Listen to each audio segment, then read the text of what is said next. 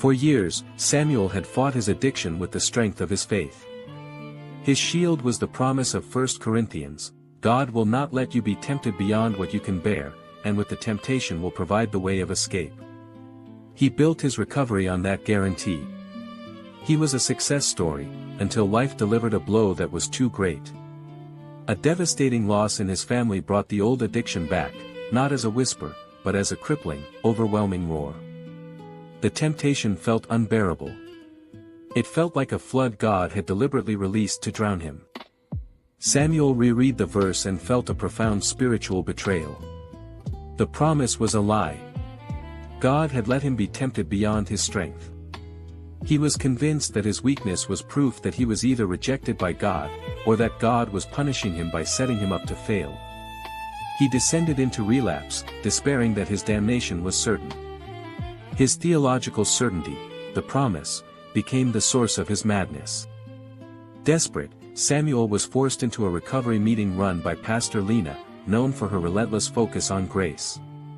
Samuel interrupted the meeting, confronting her, his voice shaking, "The promise is a lie, Pastor.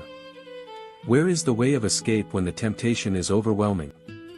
God promised me strength, but he delivered me despair." Pastor Lena did not argue. She simply pointed to the scripture.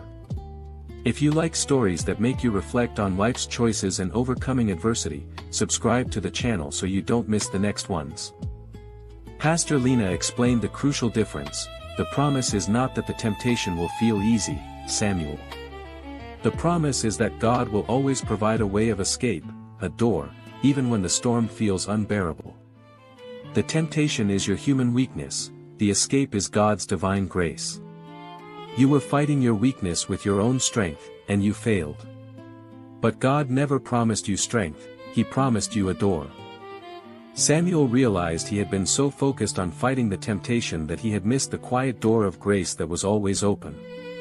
His despair melted away. The weight of fighting alone lifted. He understood that his relapse was not a sign of divine abandonment, but a sign that he was fighting the devil with human effort, instead of walking through the divine door of reliance. Samuel left the meeting and started walking toward the open door, instead of fighting the temptation in the closed room of his own effort. He learned that the only way to overcome the overwhelming temptation is to surrender the fight to God and rely entirely on the grace that is the ever-present way of escape.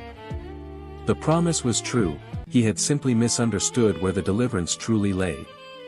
May the story of Samuel remind us that God promises a way out of every temptation, even the one that feels too great. Stop fighting alone and look for the open door of grace. If this story touched your heart, subscribe to the channel and come be a part of our community of faith and resilience.